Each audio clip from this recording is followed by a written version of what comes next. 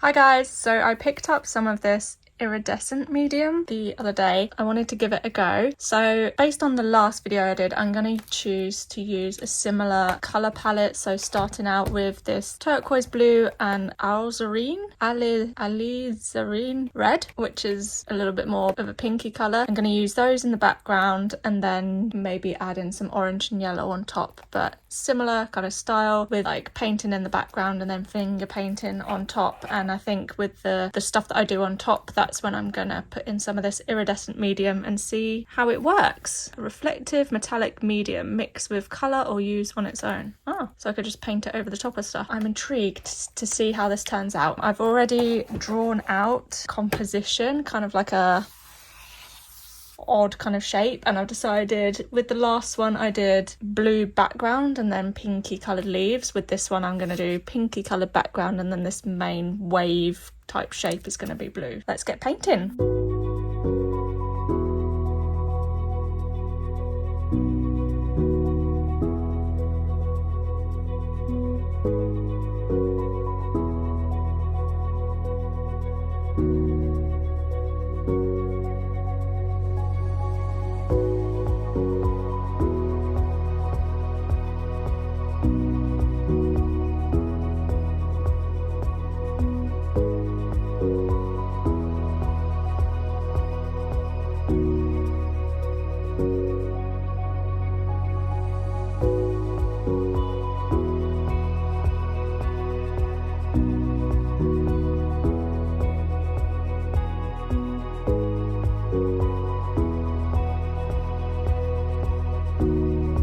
I just squirted a bit of this iridescent medium here. It's really quite watery. I wasn't expecting that. I think because the other mediums that I've used recently, oh no, I've used pouring medium, which is quite watery, but used quite a bit of texture medium recently. So that's always quite thick, obviously. So it's made the paint a little bit lighter, but now it's got a bit of a shine to it. Let's get that painted on and see how it looks.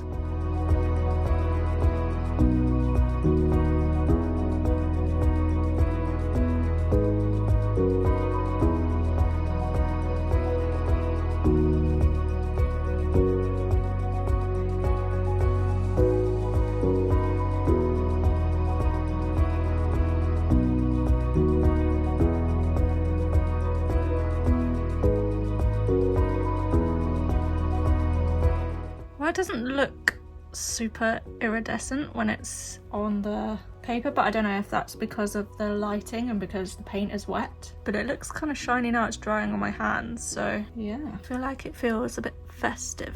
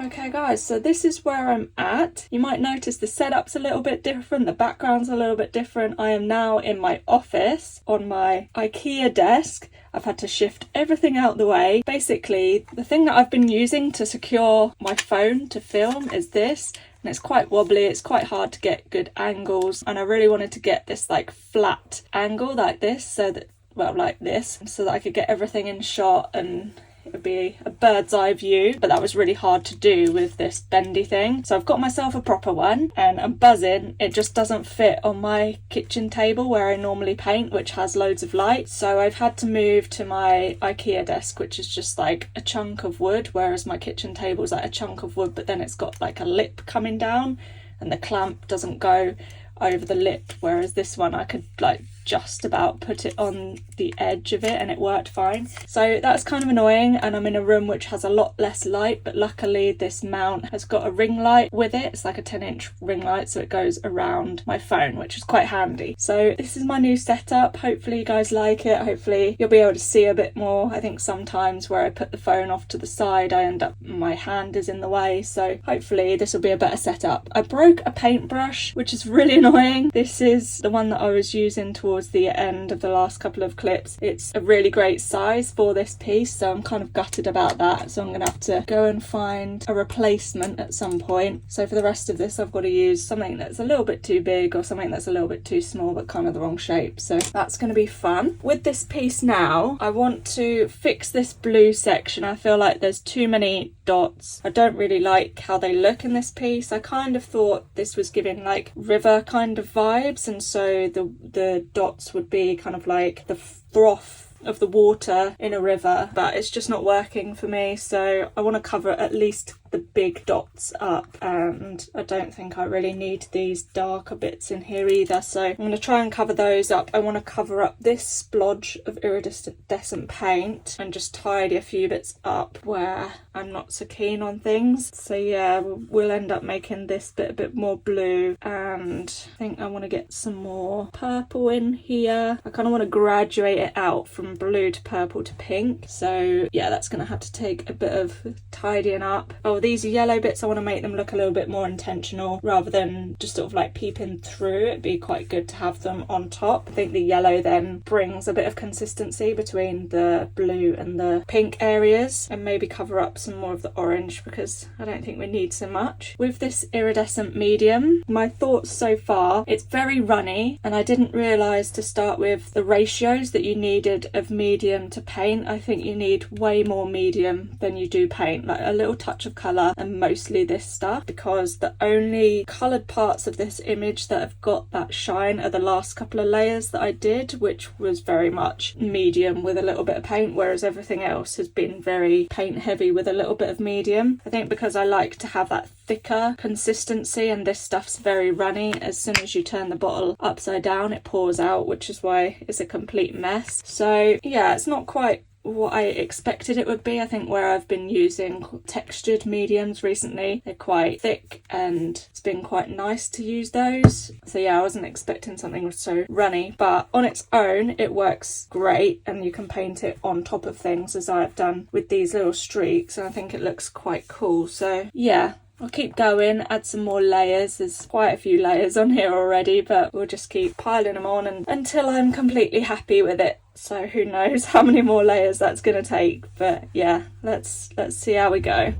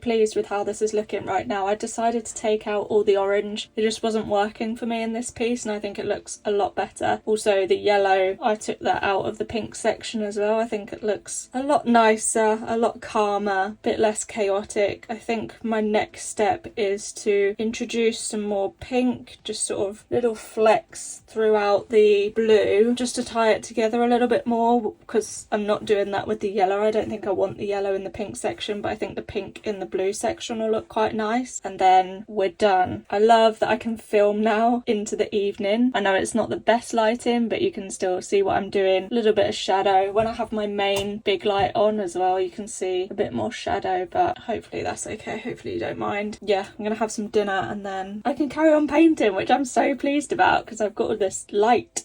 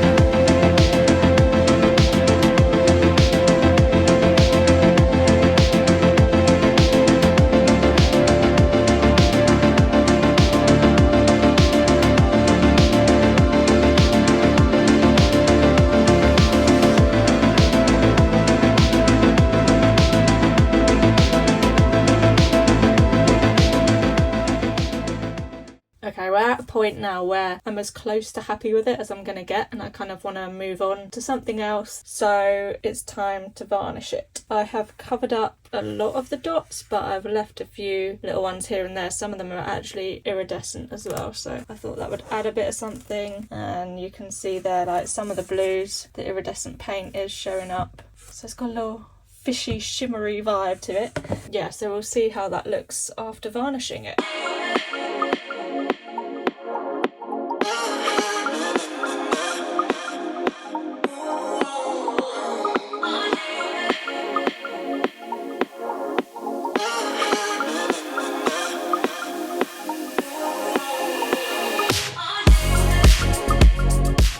Probably shouldn't have done that in my small little office space because that's quite a strong smell. I used this matte varnish from Winsor & Newton, but it seems really shiny to me, so I don't know, even when it dries it still seems shiny, but I love how it makes the colours pop. And yeah, you can still see the shimmer of the iridescent paint, so that's good. Let's see what it looks like when it's dry.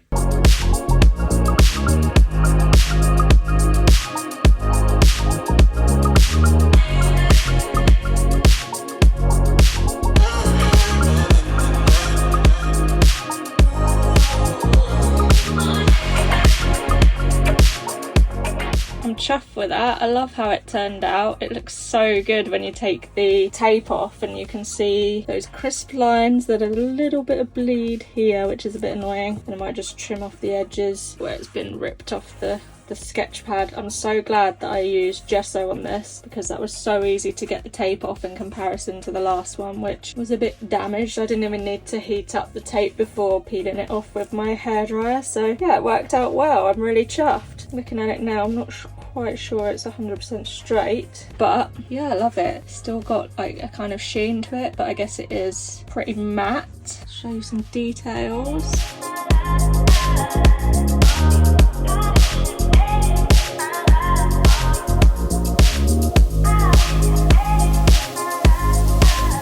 There we go. Thank you very much for watching. I hope you enjoyed seeing me create this piece, and I will see you again next time. Bye!